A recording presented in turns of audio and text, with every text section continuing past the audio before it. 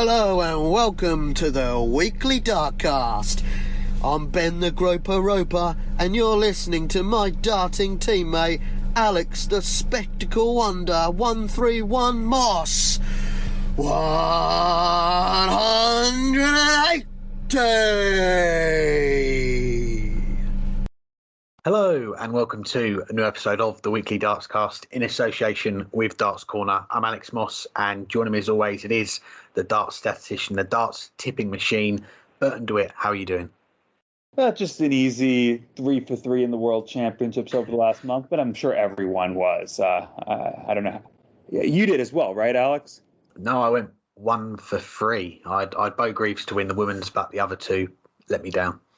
Oh, I didn't know it was possible to not get those 3 right. They were so obviously going to win the world title. But no, all seriously, I'm doing fine. How are you, Alex? I'm doing all right, thank you. Dartsmas is officially over. The dust has well and truly settled now after the PDC World Championship. We're going to be looking back on the final, the whole tournament, and you're going to hear from the newly crowned world champion, Luke Humphries. We'll be talking the Premier League lineup, a little bit of chat about Q School as well. Plus, we're going to be joined by one of the top sports writers in the game, Jonathan Liew from The Guardian, to talk about the greatest sport on earth. His words, not mine, but I can't argue with that. But before we hear from him, let's start the show with a look back at the PDC World Championship. Luke Humphries wins the title. He's the new world number 1. He's now won 4 of the last 5 major events in the PDC. But just focusing on the last 3 weeks at Ali Pali, what most impressed you in his run to the title? Well, I think it has to be how he rose to the occasion after his first few matches. Because, you know, we recorded before the quarterfinal and you asked, and rightfully so, do I stick by him? Not just because, you know, you were going to ask that anyway, whether he was, assuming he was still in it, but it was a legitimate question based on his performances in the first few rounds. That match against Ricardo Pietreka was the worst match he's had on television pretty much all year.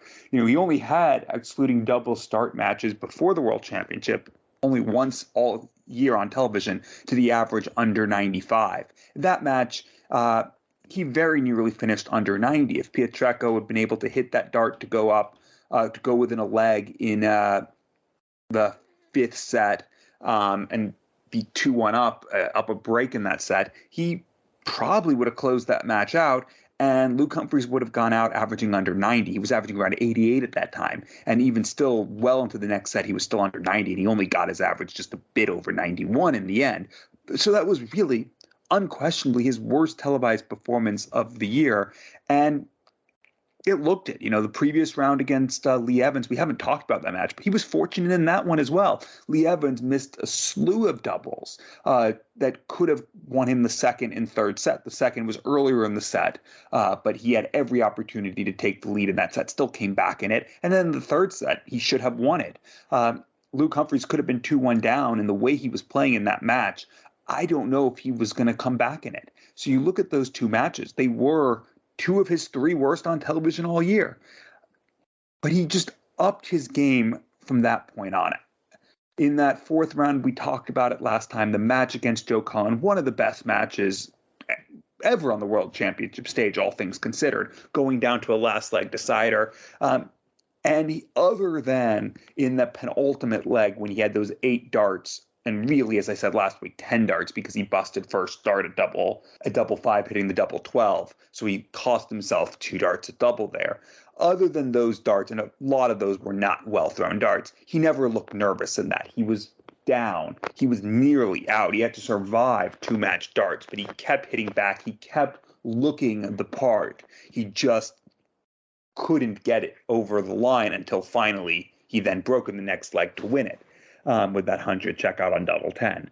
But that was a very good match. And from that point on, he was the best player. He dominated Dave Chisnell, playing what we expected he would bring in that match. In the semifinals, he never let Scott Williams into that match. The first 5 sets were absolutely as good as anyone's ever played on the World Championship stage. He never took his foot off the pedal. He never really gave Scott Williams a look. He finally started to fall a little bit in the 6th set, but at that point the match was over. And okay, instead of averaging 111, 112, he averaged a shade under 109.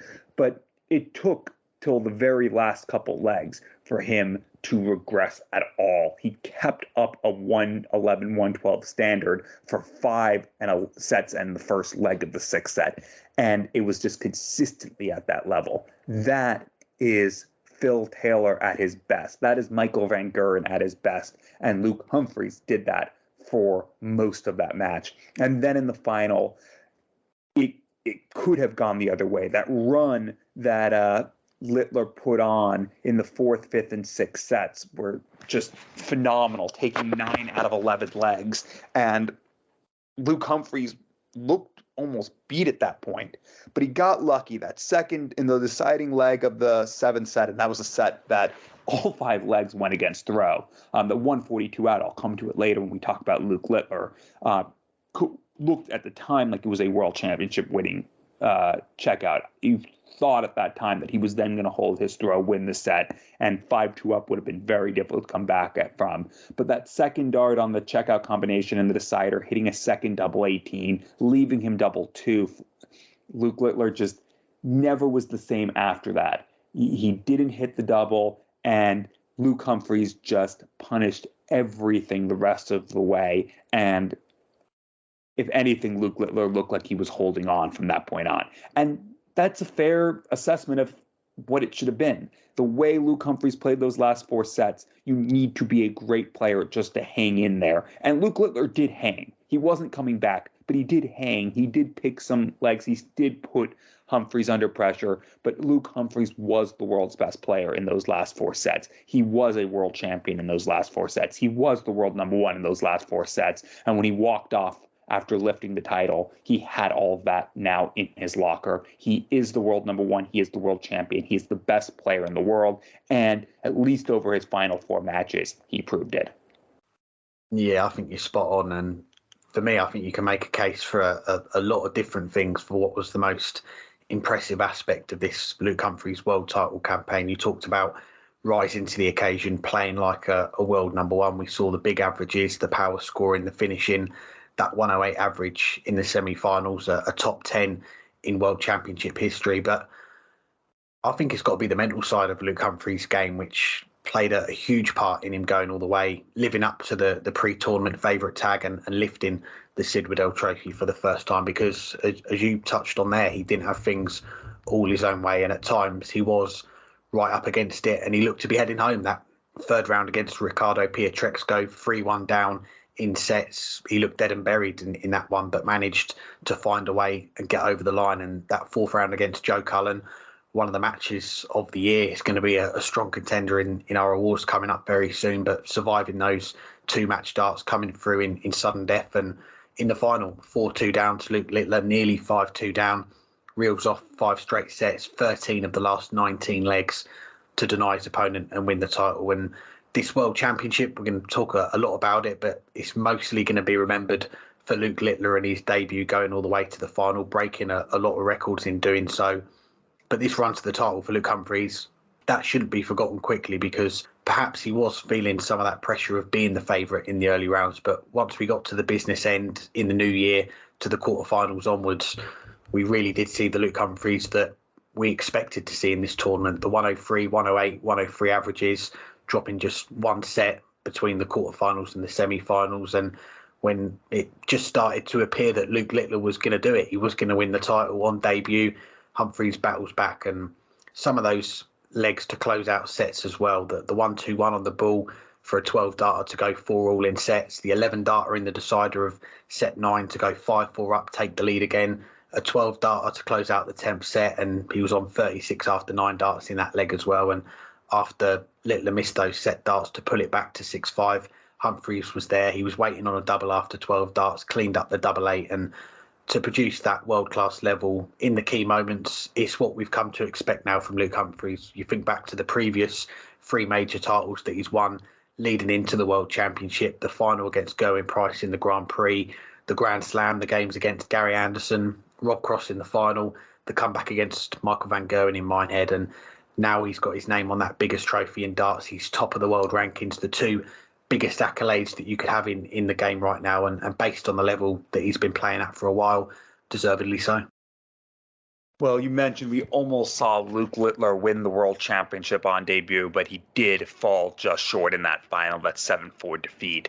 But what an incredible few weeks for the 16-year-old, soon to be 17-year-old. How much of an impact, though, do you think this run at the World Championships can have on not just his game, but the game of darts as a whole? Yeah, make the most of it. We can't be calling Luke Littler 16 years old for much longer. He does turn 17 soon, but just talking on a personal level, many of our listeners will know I work at Darts Corner, an online darts retailer, helping out with some of their marketing. And I've seen it firsthand this week. You expect it to be quite busy this time of year, but it's just gone crazy. The amount of people that are buying sets of darts, wanting to try the game for themselves. And that is the Luke Littler effect. He's brought so many new eyes on the sport. I'd say since the win against Raymond van Barneveld in the fourth round, there was certainly some hype building in the early round. The 106 average in his first game against Christian Kiss, that drew a lot of attention, catapulted him to one of the favourites with the bookmakers to win the tournament. But I think it was the way he performed against Barney on that Saturday night, prime time, the 105 average, 4-1 win, to beat one of the biggest names in darts in such a way like he did. I think it really took off from that point onwards. And Luke Littler, he showed no signs of stopping after that 5-1 against Brendan Dolan in the quarterfinals. The semi-final, an incredible performance. Okay, Luke Humphries betted it a few hours later in the other semi-final, but a 106 average to beat Rob Cross 6-2 was quite the feat. And the viewing figures as well on Sky just here in the UK, more than 2.3 million for the semi-final against Rob Cross. That was a record for a game on Sky.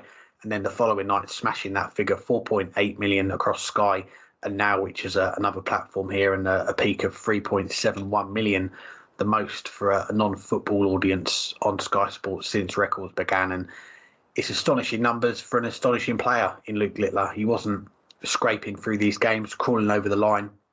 He was producing top-class performances, and in the most important games there is in darts, World Championship, quarterfinals, semi-finals, and in the final as well, to finish with an average of 101.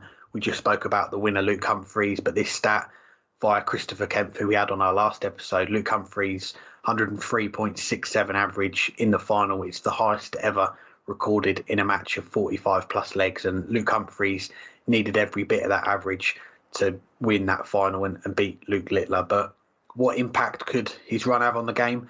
I think the immediate impact is it's brought more eyes on darts. We know not everyone is going to become a darts fanatic like we are and our listeners are and follow it all year round, but some of them will. We do expect there to be more fans of the darts now, and I think the biggest impact is going to be the uptake in young boys, young girls taking up the game, trying it out.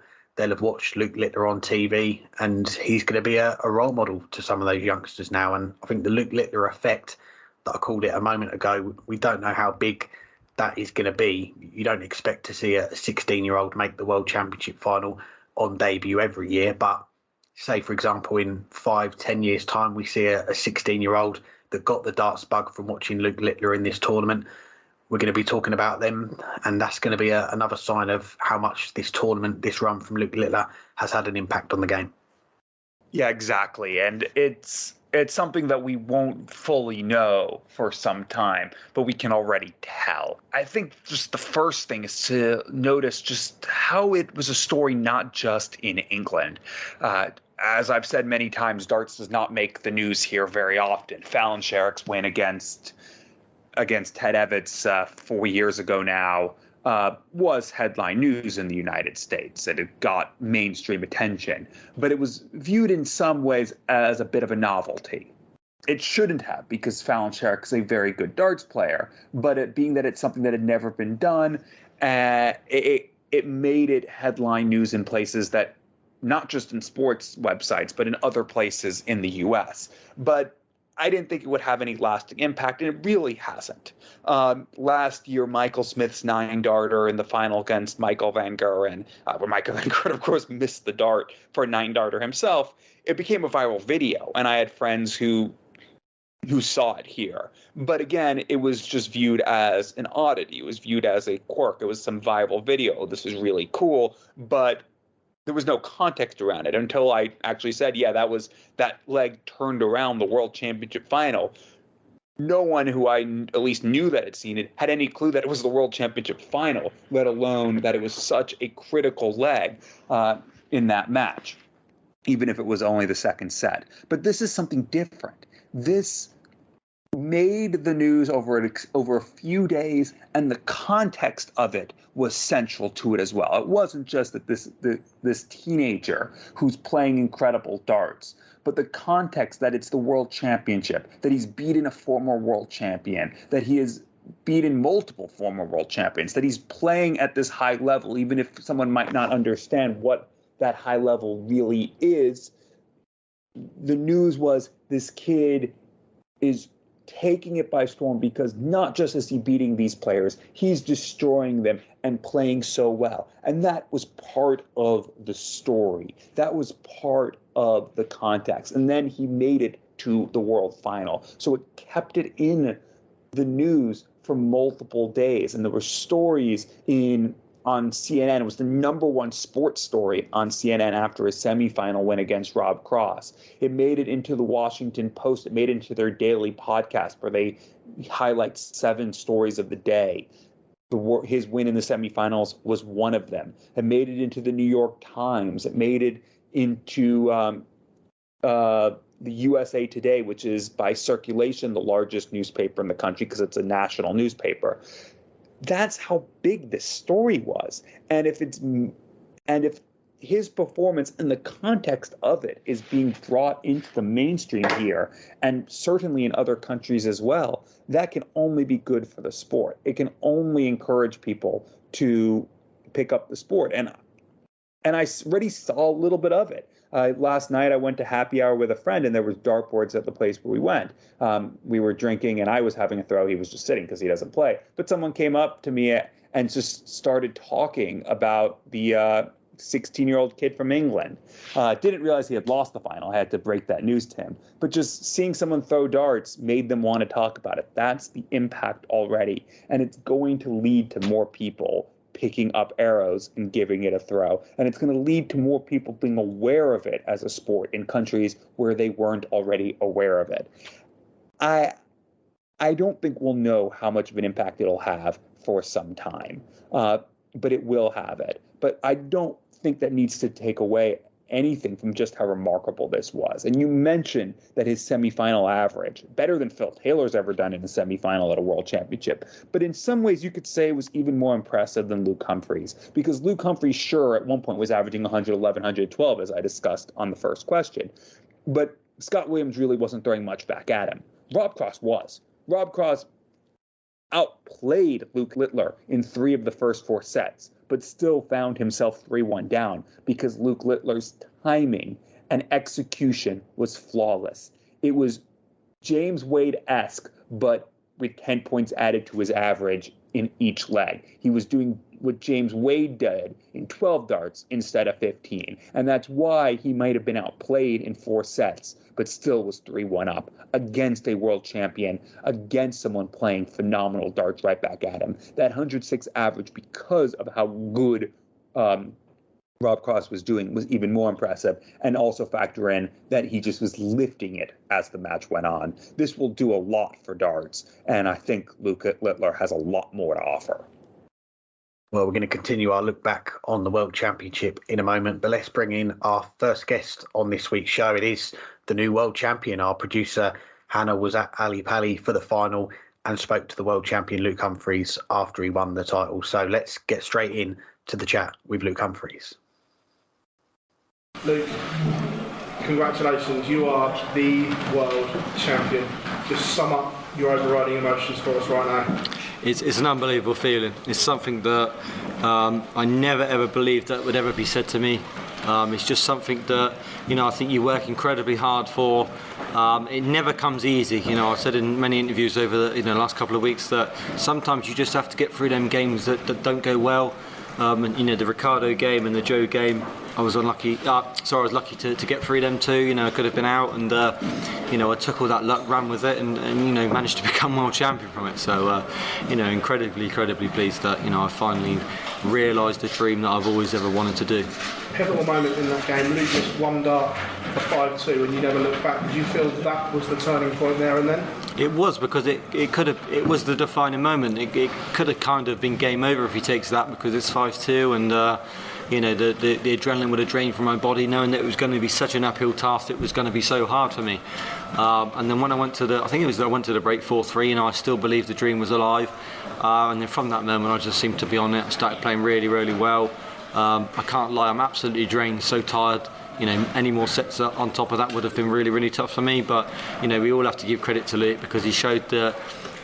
He showed incredible grit, incredible determination. That we will never ever see the likes of him again at that age. To go up on that world stage and in a world final to produce them darts, and I was putting him under so much pressure. I love the kid to bits. I think he's just credit, and I hope that he's in the Premier League. I hope that he plays in everything, because I just love to share the stage with him a lot more. Did the double as well, the Ballon d'Or. We hear that trophy's got a special place to go to. It has. It's got a special place to go to. My father-in-law, who's battled the prostate cancer thing. That he, obviously, I've said it in another interview that he went and got checked out, and he's found it early. So this was a close thing to my heart, and I'm dedicating that one to him. And again, just this period that you're on, capped with this, can this year ever be beaten? Well, this year can't be beaten, because Callum, you don't. Yeah. No, it can't be beaten, of course, because you can't get better than what I've done. But of course, sometimes when you're world champion, if you feel like you've completed it all and you're not going to work hard, then you might fall from the wayside. For me, this will make me even more dedicated, work harder. I'm going to be very, very busy over the next 12 months. I know that, but I've got to make sure that I don't work too hard and not allow myself to enjoy the moment, because I've just achieved something that is a dream for a dart player. So I'm really, really pleased and over the moon. Many congratulations. Thank you very much, Phil. Congratulations. You come into the game with all the hype around, and did you feel like you're also almost playing the will as well? I mean, that is a good way to put it, of course. Not particularly, but obviously the crowd wanted Luke to win, and I couldn't begrudge them that. It would have been a fantastic story if he had won the tournament. How incredible would that have been for our sport? I thought the crowd were fantastic. I really didn't think they put too much pressure on me or tried doing too much to put me off winning. So yeah, the credit, that crowd was fantastic. Credit, their credit to themselves. Obviously it would have been a dream for him to win, and I think the sport would have gone crazy, but for me, my dream was to be world champion. Unfortunately, I had to spoil the party, but he will win a world title, and if he doesn't, I'll be very, very shocked. He's got every. Just a word on what he's done for our sport. Yeah, he's grown it bigger than anybody could ever have imagined. And what a way he's carried himself. His fantastic attitude. He's got a fantastic. He has got a good family behind him as well. They've really done what my family have done. Have been behind him all the time, worked hard, take him everywhere he needs to. We've got similar backgrounds in that aspect, and he has got a massive, massive future ahead of him. I'm sure of that. Thank you very much. Thank you. Yeah. Luke back from the BBC. I know that the regional BBC have been following you for a long time. Just touch on how important your upbringing was and what Newbury and the clubs there did for you. Yeah, the Crucible was the big one. I'm sure they'll be happy with me mention that. Yeah, the Crucible was the one I used to, practice there all the time, and I learnt my trade there.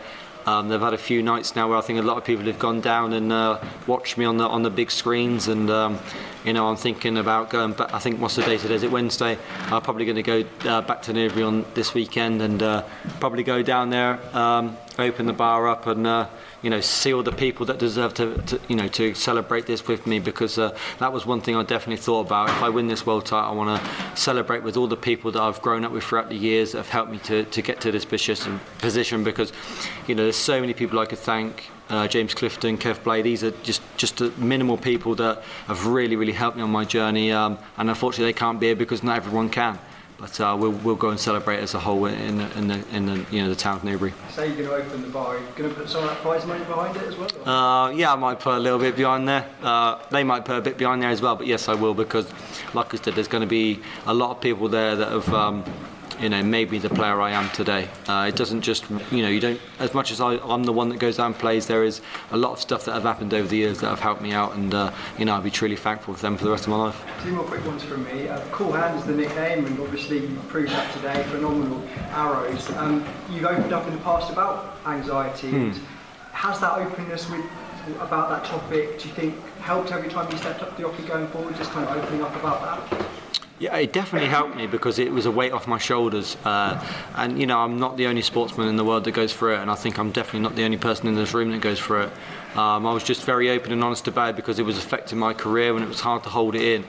And you know, there has been lots and lots of people on social media that have messaged me saying, you really inspire me, you've helped me, and all this type of stuff. And that makes me feel great because I didn't do it because of that. I just did it because I wanted to be open and honest. And all of a sudden I had an outpour of people that were, you know, certain people that obviously I won't name, but celebrities and sports stars that, you know, messaged me and said they go through the same. So it's really, really pleasing that I did that. And, you know, in the end I managed to get through it and it never affected me. Final one from me then. You've got, you know, the most 180s. You talked about your own kind of close ties with people having battled with prostate cancer. The sponsors of this event were putting £1,000 for every 180. I think it ended up over 900, which has broken the record that you've ever had at the World Championship. It's incredible. So every time you threw a 180, a little bit more special then for you. Was that a bit more motivation? Yeah, I mean, does anybody know how many I got? How many? I think 78, 73. 73, yeah. So you know, for me to have added £73,000 is a fantastic. But that's just another reason why I think Paddy Power have been absolutely incredible. You know, they brought this to light about 2 or 3 weeks before we even played in the tournament. It was very, very close to my heart. As a collective, you know, all us players have added quite a lot of money. So, you know, I won't say the figure, but I'll donate a bit myself as well from the prize money because, you know, it's very, very close to my heart, and I'm very, very privileged to hold that trophy as well. Congratulations, not just for winning, but for using the platform to talk about some really important issues. Well done. Thank you very much. I appreciate that. Thank you. Just how relentless did you have to be during that match? Because every time you hit a big score, a big check out, Luke seems to come back.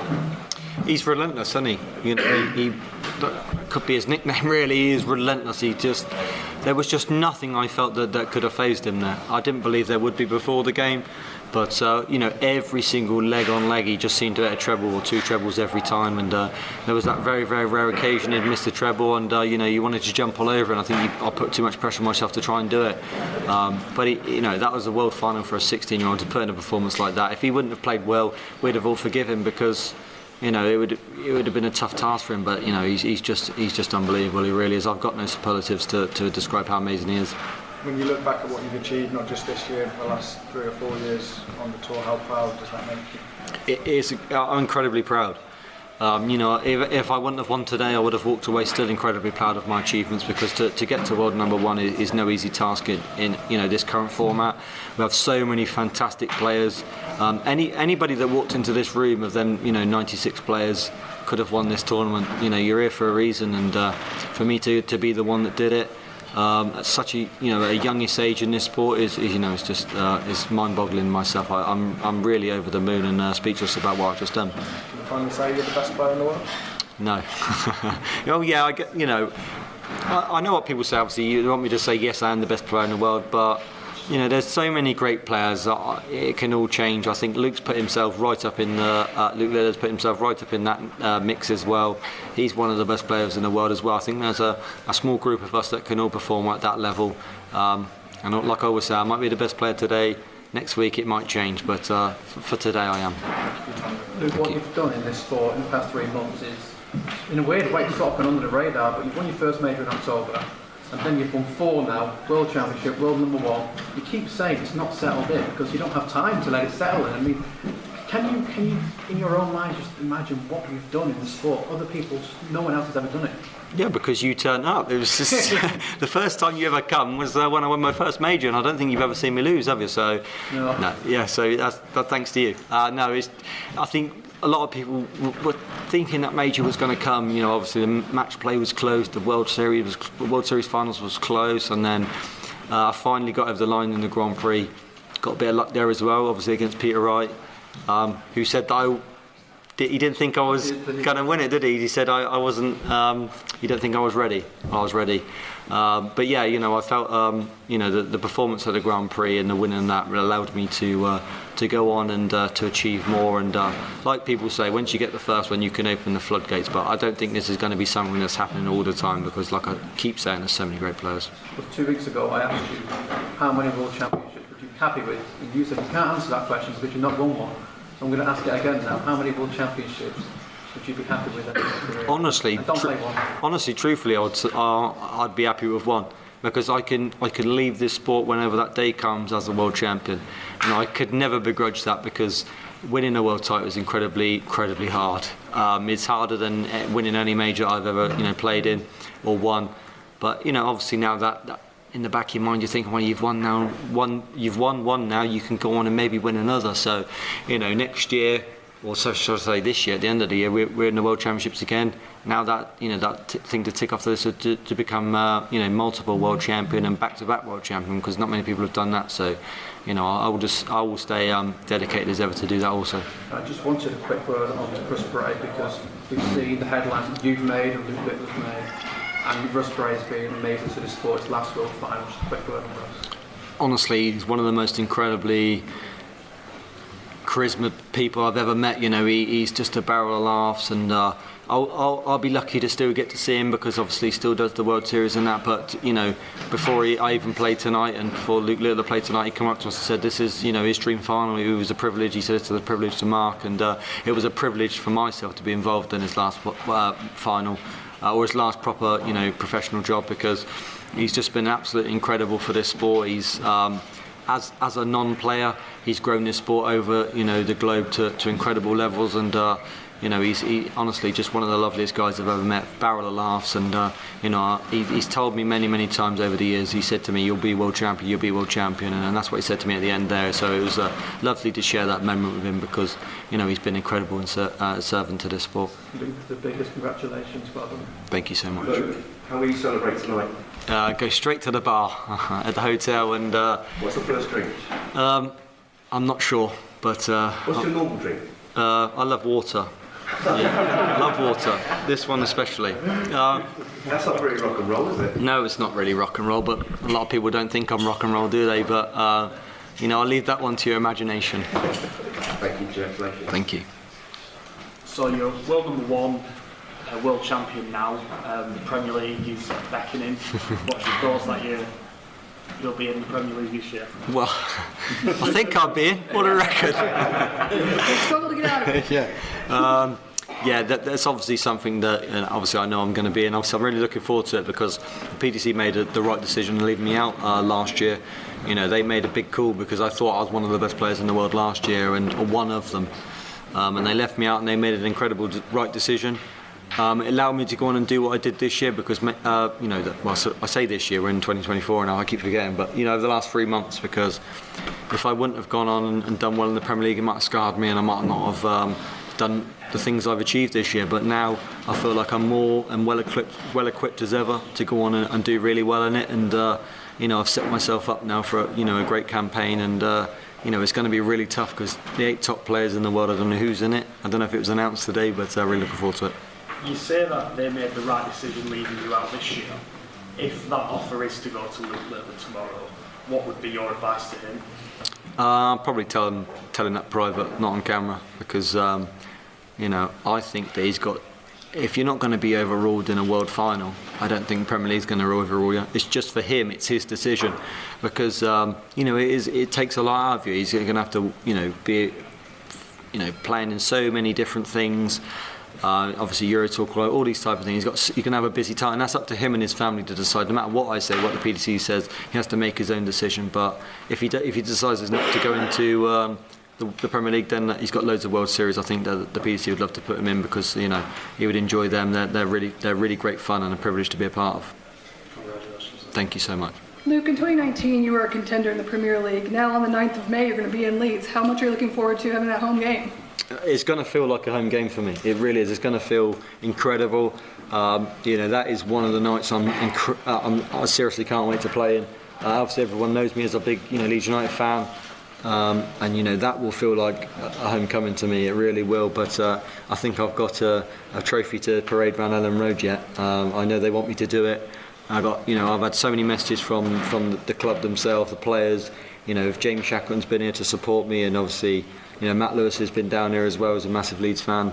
So, I've had incredible support from them, and, I really look forward to parading that massive World Championship trophy around Elland Road. Yep, and after the World Grand Prix, you said the trophy was going to live on your dad's mantelpiece.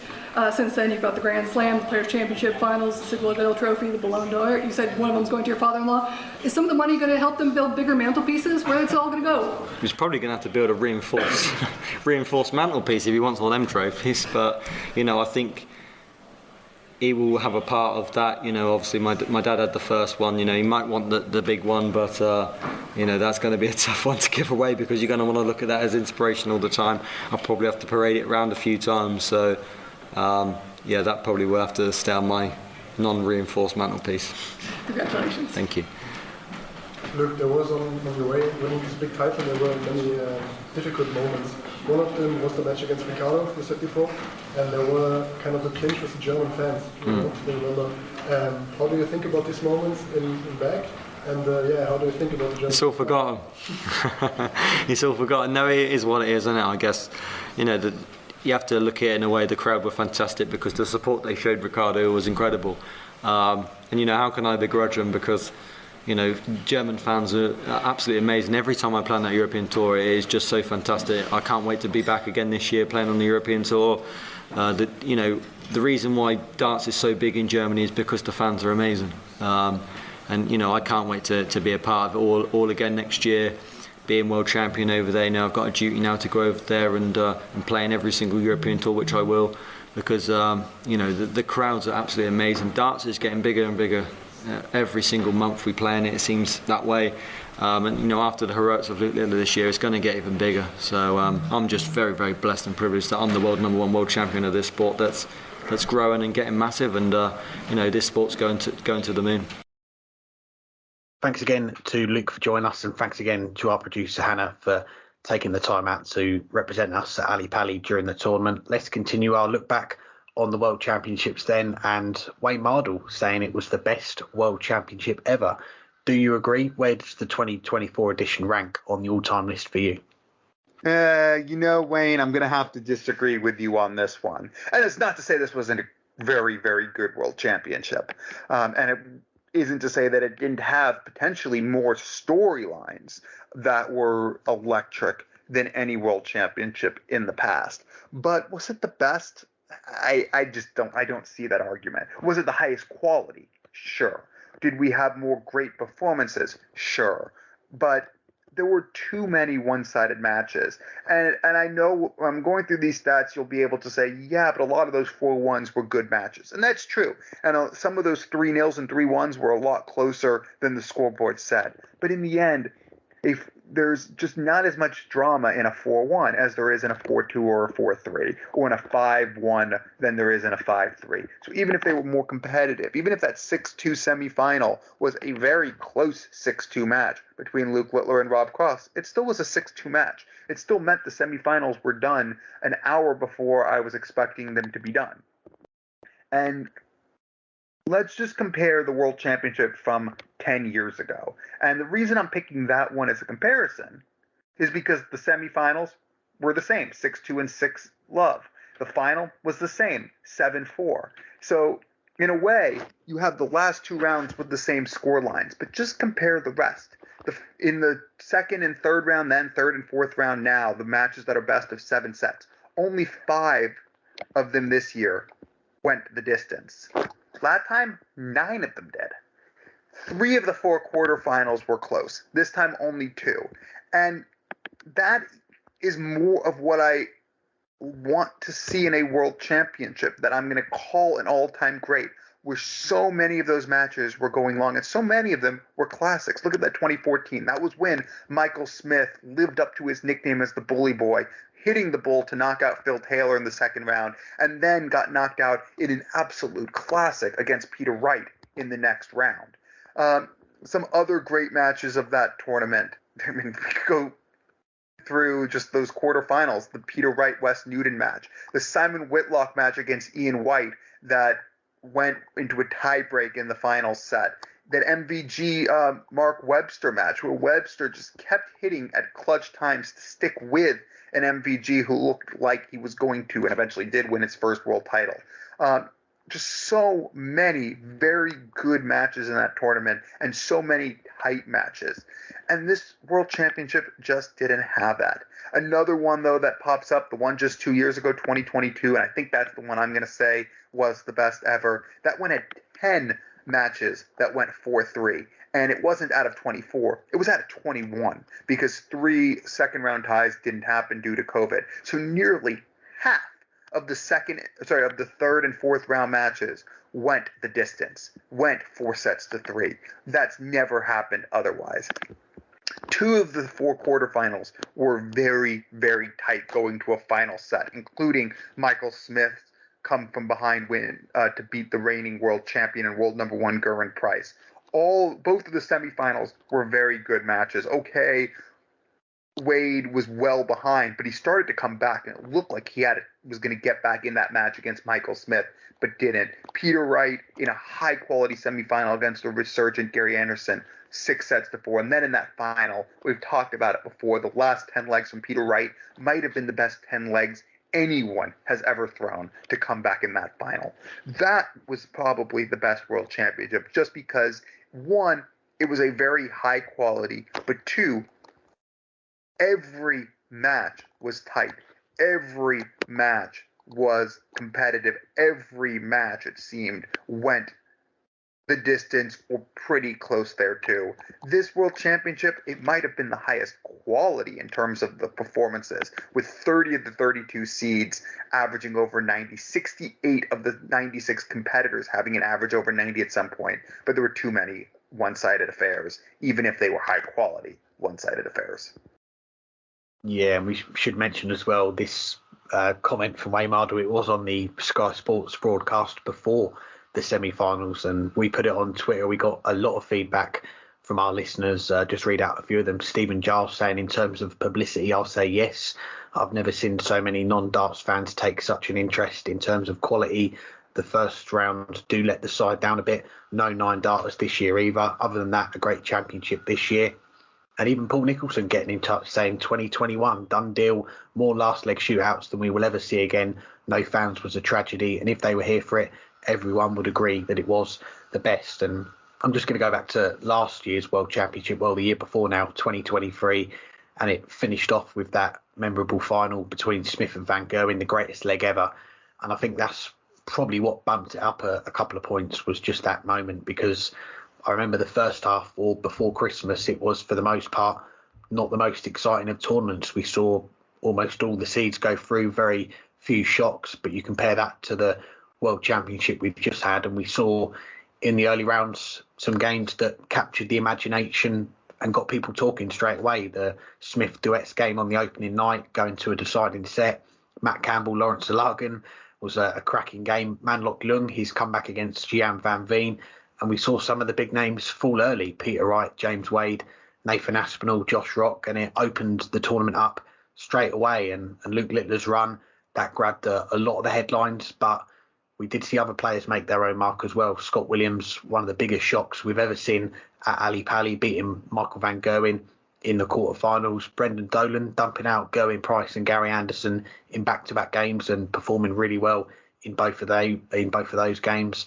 And after that Christmas break, there were some exciting games. The final itself, that quarter-final, Rob Cross, the epic comeback from 4-0 down to beat Chris Dobie, the Humphries-Cullen game that we've touched on, and which went to sudden death. And we also saw that sudden death with Brendan Dolan, Mickey Mansell in the second round. But for me, I'm with you. I wouldn't put this as the best World Championship. I do like Paul Nicholson's shout for 2021 because it was just so unique with it being behind closed doors, that change in the format. We didn't have the tie break that year, and it meant there was a lot more games that went to that quote unquote sudden death leg, and something that we are unlikely to see again. But I think the 2 years between that one, 2020, and the one you mentioned there, 2022, I would put up there as well. Bit of bias there on my side because Peter Wright won both of those, and I just remember there being more games in those years that were more memorable. And 2017, that's another one that comes to mind because of the numbers that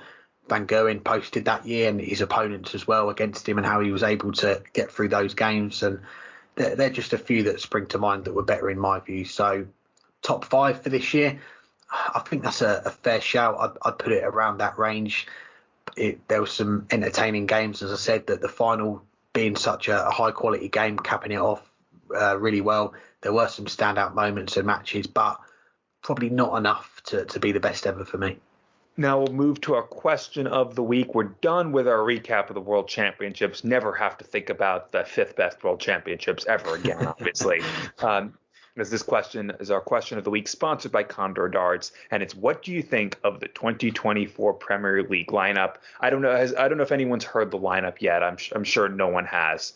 So we won't even bother to say it. That way you don't have to know. But what do you think about it? Yeah, I think it's quite good that we've got the lineup already, isn't it? Because the last few years we've had to wait until after the Masters, so there's been literally a whole month of more debate about who's going to be in, who's not going to be in. But the lineup was announced the day after the World Championship, and looking at our poll on Twitter at the moment, for the most part, a lot of our listeners are liking it. 72% have got the thumbs up, 28% have got the thumbs down, and when you compare that to 12 months ago, we had a third option in the poll last year, which was a middle ground option. You not got your thumb up or your thumb down. And last year, 54% of our listeners going thumbs down, 33% were going in the middle. So based on last year and this year, I think a lot of our listeners they're more happy with the lineup this year than last year, shall we say. And just read out a few of our listener comments that we've had. Gordon Skinner saying, I think not including Chris Dobie is a mistake. Snakebite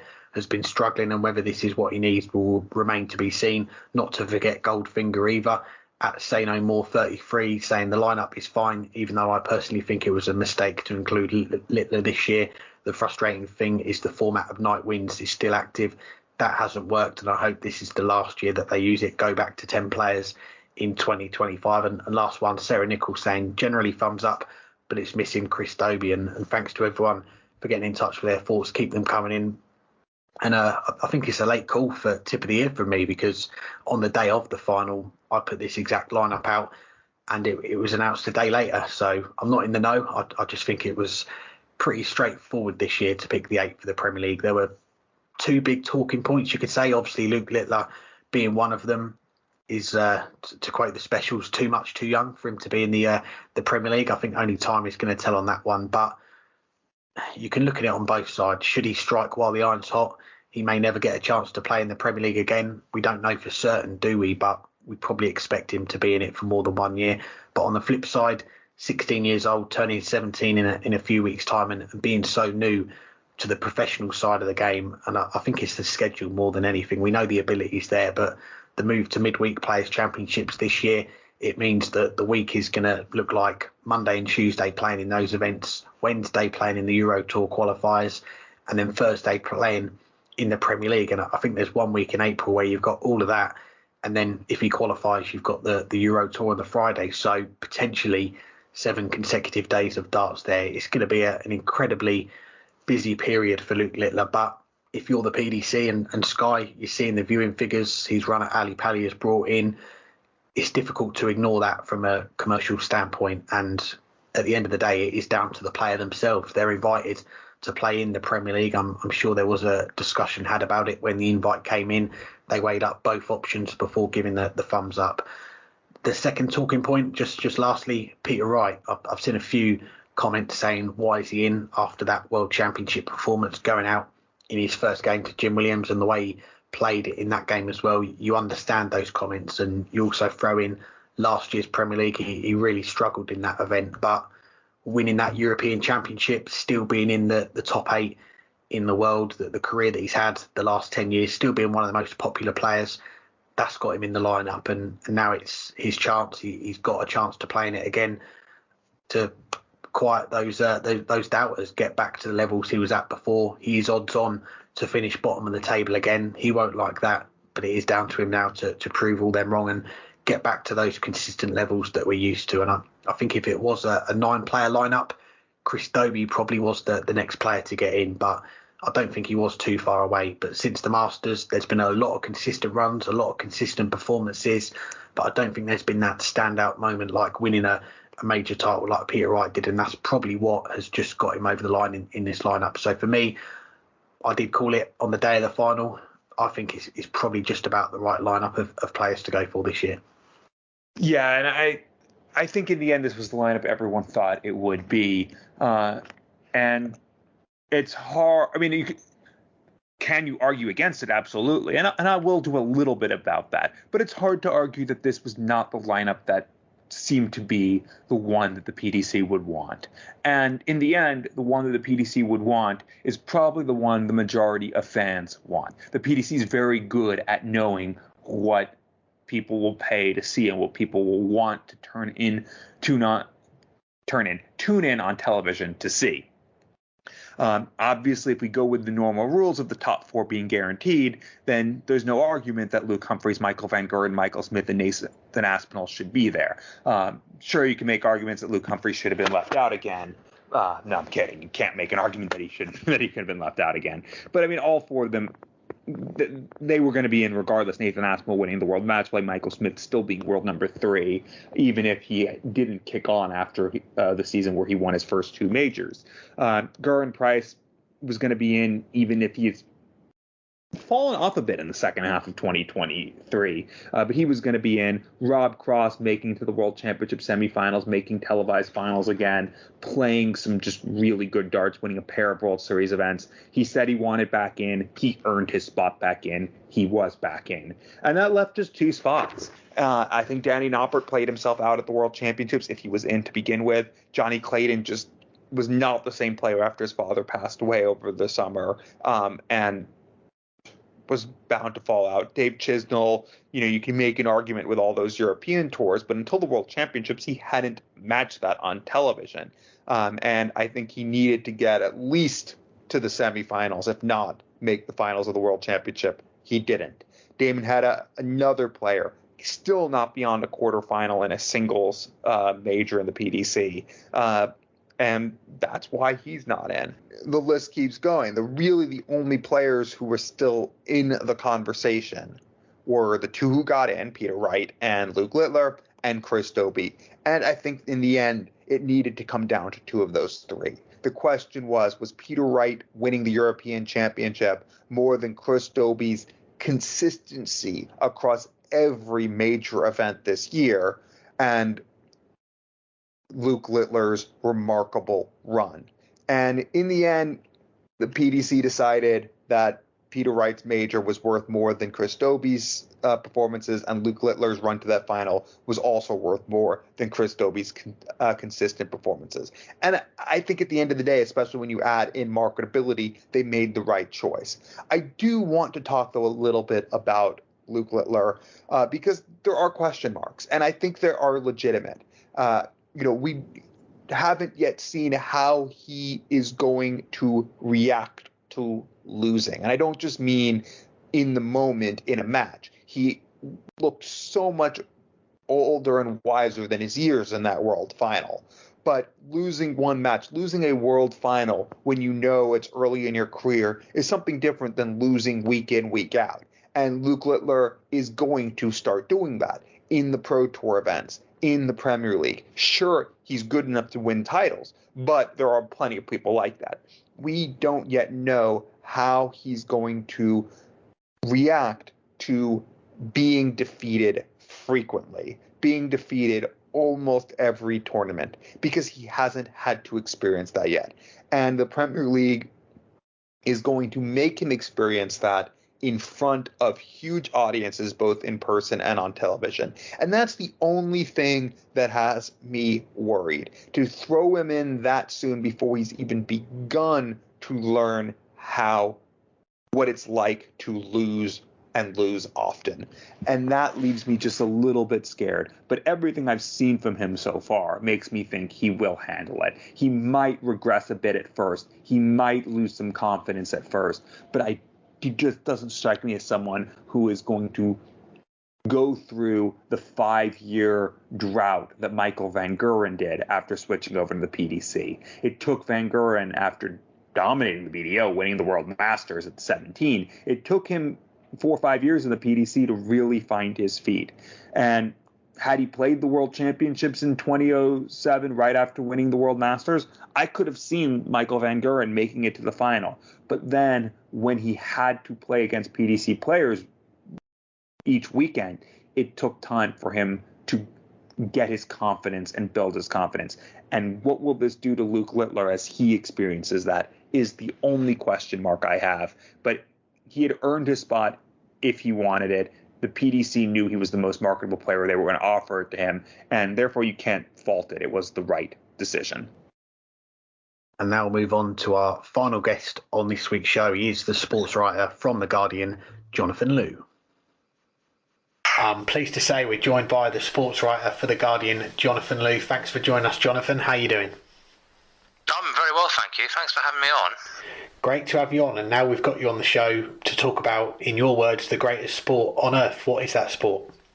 It's the darts. I mean, it's the only sport, I think, where fans stand up and say and basically shout about their love of the sport. Not a team, not a player, but the actual sport itself. You don't get that at, nobody at Twickenham says stand up if you love rugby union. It just doesn't happen. It is a brilliant sport because it's totally unpredictable, and yet it is totally, it's within these kind of fixed boundaries. There are only a certain number of segments on a board, and there's only a certain number of finishes, and yet these finite combinations produce such infinite stories and drama.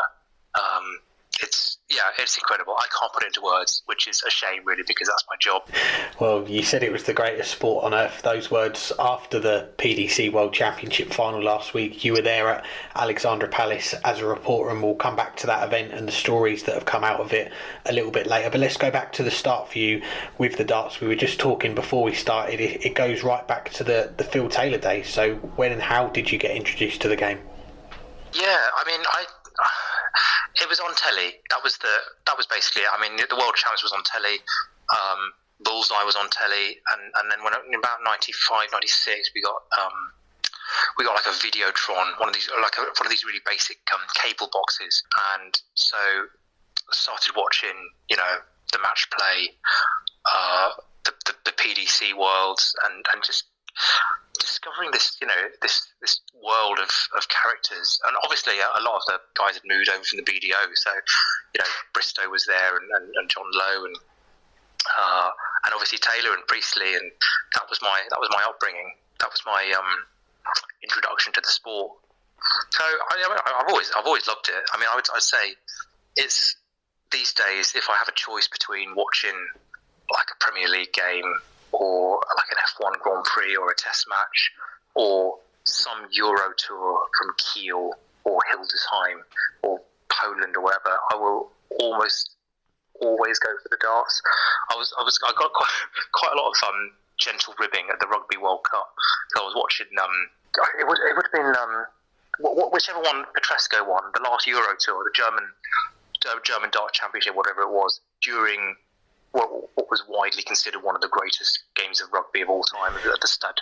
It was I think it was the quarter-final between, it was the second one, New Zealand against Ireland, I think, or France against South Africa, and they're like, what, you're watching this dart, is it important? And I'm like, well, it's important for him, because there's a lot of world ranking points. They're trying to get to Ali Pali, and nobody really took any notice. But that's the thing, you are always trying to preach to people a little bit, and the number of people friends of mine in the last few weeks who have basically got in touch, going like, oh, you know what, this darts thing you're always going on, it's actually really good, isn't it? So loads of people, I think, are coming to the sport now, just in the last few weeks, that wouldn't have come to it ordinarily, never give it the time of day. I think that's really exciting and very vindicating. Yes, great to see more people discovering the darts for the first time. And you mentioned there part of your role covering other sports aside from the darts, the rugby union, football, cricket, and so on. What have been your favourite moments so far in your career writing about sport? Well, I mean, I've been unbelievably lucky. Like in basically a couple of years into my career, we had the London Olympics, which I just, I devoured that, and for a young guy coming into the industry, incredible, experience, like once in a lifetime thing to experience a home Olympics. I've done, Ashes and Ashes tours and Ryder Cups and things like that. So I guess it's hard to pick out one highlight, but there's just the stuff I really enjoy has been like kind of stuff off the beaten track as well. I've been out to do ski jumping in the Alps, and they put you on this ski jumping simulator, or having breakfast with AP McCoy, and you find out how little jockeys eat. Basically you have to eat like a jockey for a day, which I have to do for a feature. So it's the quirky stuff as well. I spent a day at Q School a few years ago. It was just before the pandemic, and that was one of the favourite things I've done, because just this wide range of characters you get, from ex-world champions and like ex-major winners to some bloke from the pub who's averaging 35. So yeah, the great stories are everywhere. And you've been a regular now in the press room at Ali Pali for the World Championship for a little while now. When was the first time you went to report on the darts, and what do you remember about that? Gosh, so I was at the Telegraph from about 2010. So the first time I went, I couldn't tell the year. It would have been like 2011, 2012, something like that. Maybe 2013. And I saw it was a couple of days before Christmas, and I saw James Wade beating Jelle Klassen in the second or third round or whatever. That was the first time I went. And generally, newspapers, like traditional newspapers, they'd be interested in the final, maybe the semi-finals, and that's kind of it. They might send someone there early in the tournament to write what is known in the industry as like a colour piece, where you basically write about the drunkenness and the fancy dress and all the people having a good time, and in what I guess is a slightly condescending way you would consider it now. And I think that was the kind of thing that was how darts was covered by newspapers for a long time. Most of the other tournaments were basically ignored, and so I I basically just go for the final and semi-finals every year. But this year, just because of I felt like we really needed to cover it properly. I did a little bit before Christmas, and then came back for the round of 16 onwards. So I guess the last 5 or 6 days of the tournament, and obviously there were guys like Mike Waters from the Mirror and Rob Moore from the Sun who were there every single day, every single session. But yeah, my own kind of coverage has certainly wrapped up in the last year or two. And let's get on to this World Championship just gone then, and ahead of it starting, you interviewed the pre-tournament favourite Luke Humphries. He was the man in form. He'd won 3 of the last 4 majors in the build-up. What did you take away from your chat with Luke? Well, about a few weeks before the interview, I wrote a column about basically how I really like Luke Humphries, because while like a lot of the players out there, they put on this mask almost, this facade of bravado and bluster. You think Van Gogh and you think Price. You even think like Peter Wright with his costume. It's almost like a defence mechanism. It's like a protective shield. And Humphries doesn't have any of that. Basically him. There's no character. It's just Luke Humphries. But I was kind of surprised when I actually interviewed him, spoke to him for the first time. I've not come across him before this year. Sorry, I've not spoken to him before this year. How kind of quietly confident he was. There is this real well of steeliness in reserve, which I don't think I clocked just from watching him or watching his interviews. The way in which he kind of brushed off. People call him boring. He knows that. Everyone knows he knows that. But it's just this. It was this whole like, I don't care what people say about me.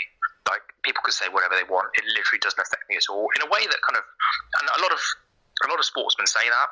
Gowen Price says that. He says it doesn't affect me, and it does. But Humphrey said it in a way where you actually kind of believed him. And I wasn't totally convinced. Certainly, when he started the tournament, you think the pressure of being favourite, maybe it's a little bit too soon for him. But the way he kind of built through the tournament, especially the Petresco game where the crowd were getting on his back, especially the game against Cullen where he had to show so much character, it just dispelled any kind of doubts anyone had about him. And I think they were still, until that final dart goes in, I still think there are people who would have doubted whether he had the stones to win that tournament. And he's proved everyone wrong, and I'm just so pleased for him as well. Yeah, it's a brilliant run for Luke going on to win the title, but another player who stole plenty of the column inches headlines was who he beat in that final, Luke Littler, the 16-year-old, coming within 3 sets of winning the title on his debut. What have you made of his emergence, I guess, into the mainstream during these last 3 weeks? Sorry, who? Oh, he's some young lad who plays darts. He's quite good. I saw him play in that World Youth Final against Van Veen. Obviously, I've seen him on the modus, obviously. And like, this is the thing that I think a lot of people say about him. Everyone knew he was good. Everyone knew he was going to be a star one day. Was he going to be this good this soon? No, I don't think people seriously believe that.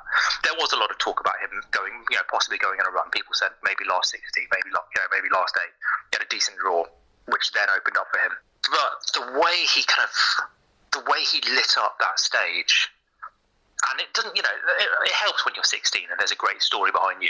Honestly, he could have been 35 and, you wouldn't have batted an eyelid. Just the confidence and the sustained quality, knowing that, you leave him, you leave him a 3-dart finish and it's very likely he's going to take it out. And the terror and the stress that puts you under as a player. And I've not seen the like of it. I've not seen the like, and certainly people who've been watching darts even longer than me have not seen the like of it. It's incredibly exciting. There is, I think, the whole circus that grew up around him, that got a bit too much, a bit too soon. There was a time, I think, when if Littler had gone on that run, the media circus maybe wouldn't have started until the quarters, semi-finals, when he was actually close to winning it. But basically, it started off with his first game. It just got bigger and bigger and bigger and bigger. And by the time it got to the final, it was kind of ridiculous, and it's only going to get more ridiculous. So I do think I do sort of want to maybe put the brakes on him in terms of the expectation of him and the scrutiny that he's going to get. All these kind of really intrusive comments about his appearance, or comments about his girlfriend or whatever. That's stuff I don't think he should be having to deal with, and yet he's having to deal with it on the basis of seven or 8 games at senior professional level at the age of 16. That's the part I'm really quite wary about, and he's now going to be thrown out to the World Series and the Premier League. And he will, he has the talent to make good on it. But I think the sport of darts and the circus around it is actually doing its best to bring him down.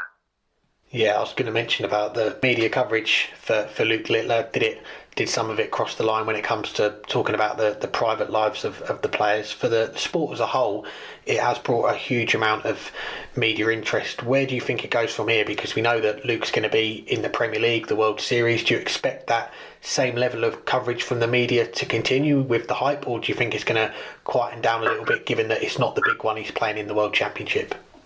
No, I think there'll be a lot of people in Cardiff to watch the first night of the Premier League. I wouldn't be surprised if some of the papers or even Sky send someone out to.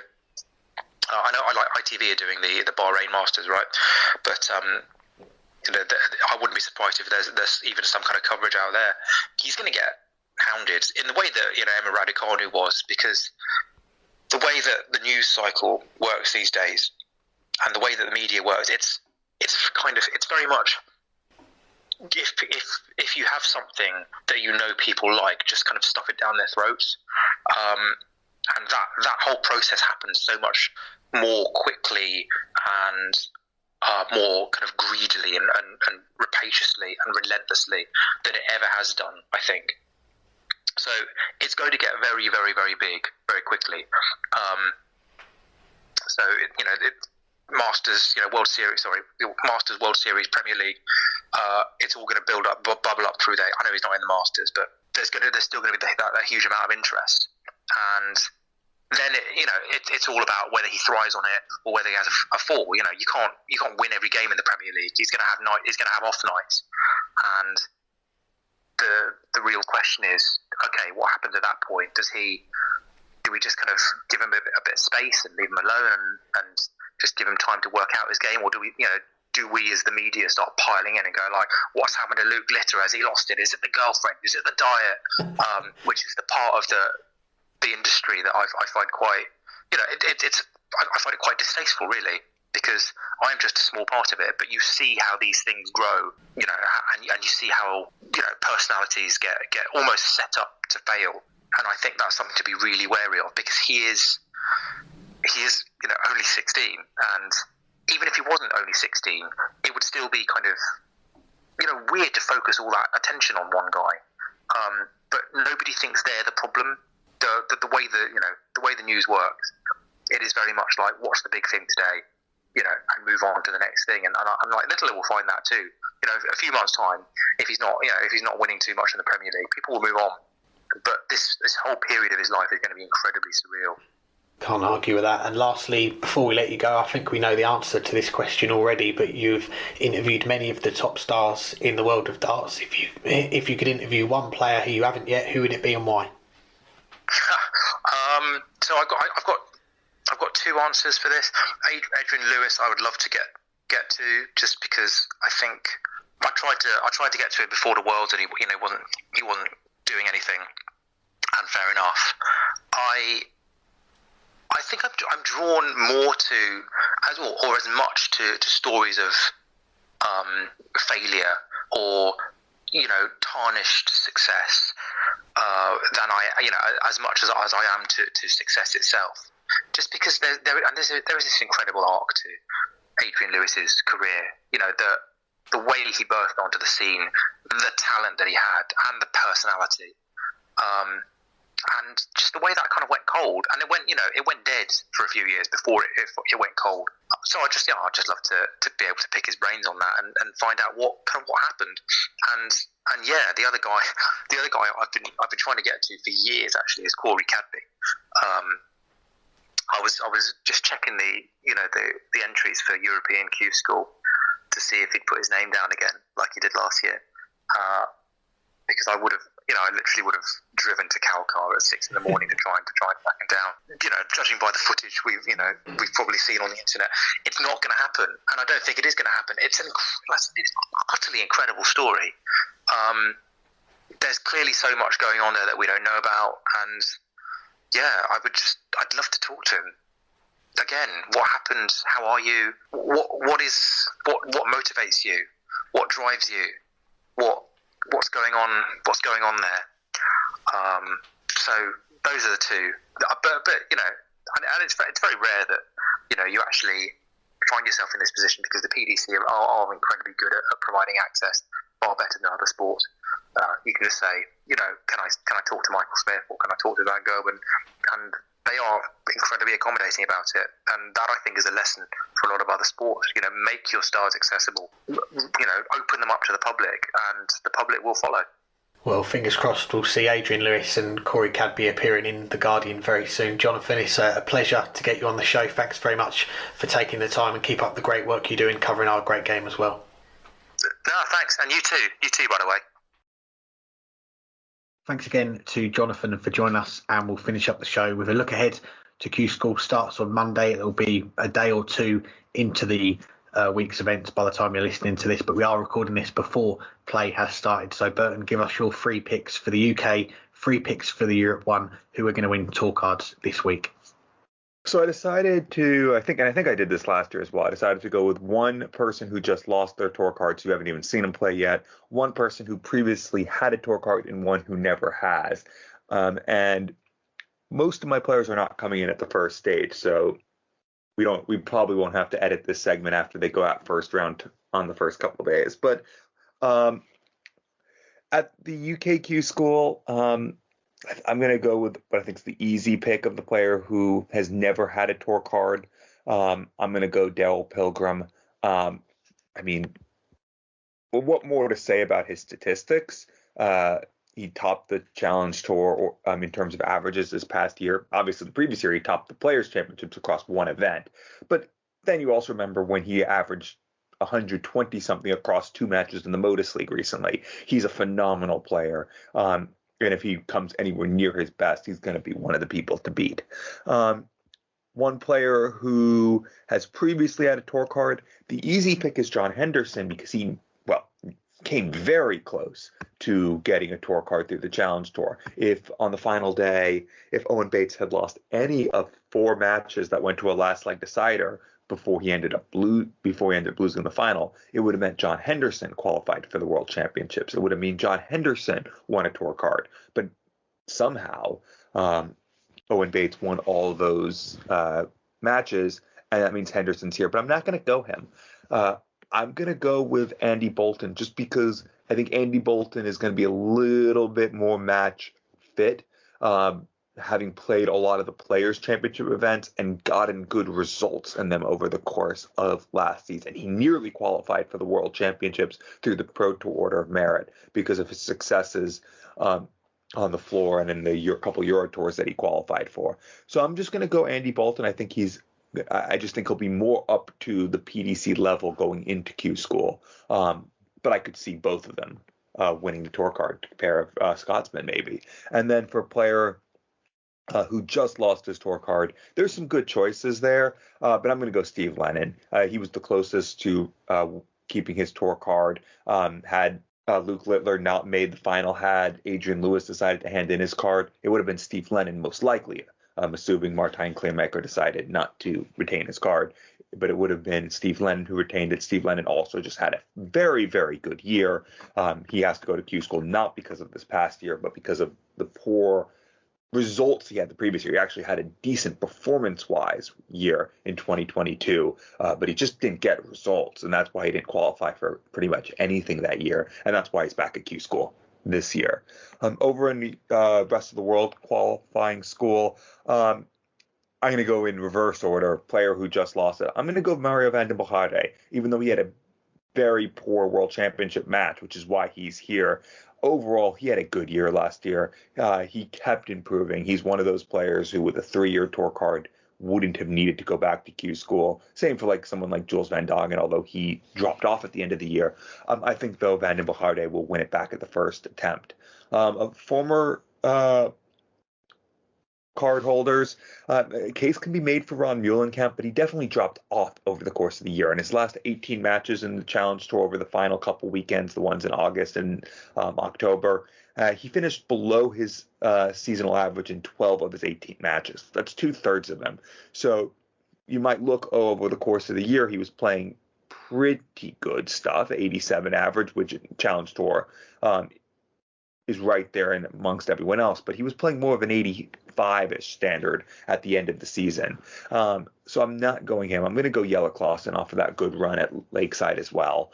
And then there's a slew of players that I think have a good chance to win a tour card who has never had it. The easy pick is Andy Bottens. I picked him in the WDF World Championship, but I'm not going to do it again. Not because I don't think he's going to win, but because we're only allowed to pick 3 people. I'll leave him for you this time, Alex. Case can be made. Lucas Van Egg, who was over the course of the year near the top, I think 11th in averages in Challenge Tour. Case can be made for Nico Springer, who was also near the top. Draguden Horvat, who was 7th, and I actually do think this will be Horvat's year. But the person I'm going to go with is Sebastian Bielecki. He's a very, very good darts player, and I think he's ready to take the next step. So I'm going to go for the Polish player as my last pick. Some good picks there, and actually you've got a completely different lineup of players to what I've got. I've got Andy Bartons in there, so thanks very much for leaving him for me. But I'll go each Q School. I'm going to go with one player who's got a bye to the final stage, and then I'm going to go with 2 players that have got to start in that first stage on Monday. I'll start off with the European Q School and kicking off with Radek Sagansky, who I expect to win back his card. He was very close to keeping it at the end of the last year, made the Players' Championship finals, the World Championships. He won that Players' Championship title as well, but just fell short in the end. And he had that slow first year on the tour where he pocketed 16.5 grand, more than trebled that return this past season, 57.5 grand. So that first year caught up with him in the end, just left himself too much to do. But he looks to have found his feet now at this level in the PDC. So I think he's going to be amongst the favourites at the European Q School.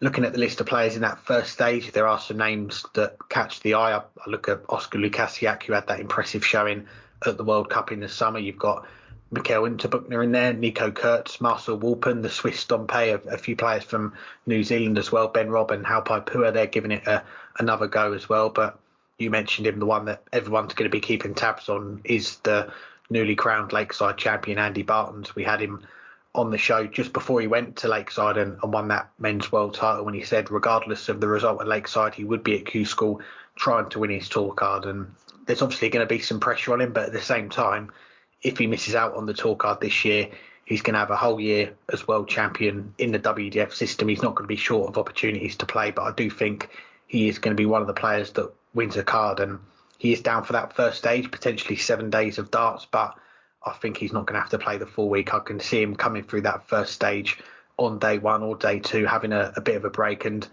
maybe even winning a tour card outright before the final day. He is that good of a player. And my last pick for the European Q School, this one's got a bit of an asterisk next to it. And again, a player that you did mention, Nico Springer. If you remember last year, he went to Q School, he won through on the first day of the first stage, and we didn't see him again that week. And he said last year that he wanted to focus on his education first before going for that tour card. We have seen him a few times on the Euro Tour. If he is fully on board at Q School this year, I fancy him to be the next German to get on the tour. But if he does do what he did last year, just play the one day and then dip out again, my backup pick is going to be Benjamin Drew Royce. We've seen the levels he can reach, particularly on the World Cup last year.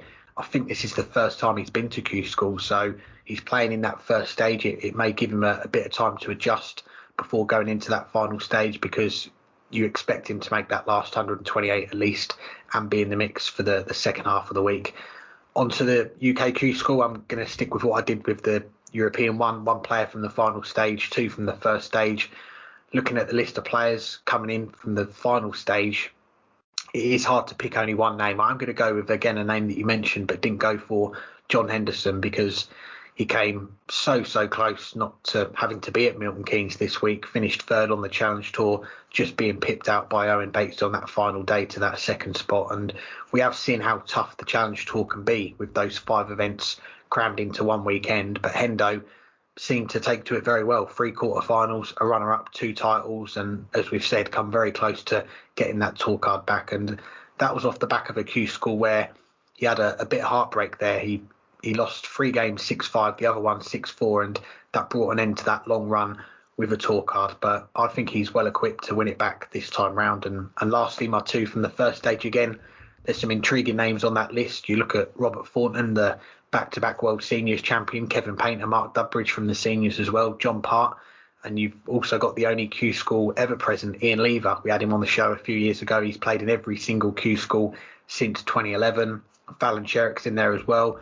But I think given the achievements of the North American players the last few months, I do fancy that run of good form to continue at Q School and one of the Americans to get a card. I'm looking at either Danny Lauby or Alex Spellman. They are the leading contenders, and I'm going to go with Danny Lauby as my pick. He's been based here in the UK for a while now. It does feel like his time is coming. He's been putting in the hours, putting in the miles, travelling to events, playing in as much as he can, and I think the reward is going to finally pay off for him this week. I think he's going to get that tour card. And my last pick, bit of an outsider this one, but I think it is a wild card, and that is a 16-year-old. No, we're not talking about that one again, but Thomas Banks made a final on the development tour on his first year.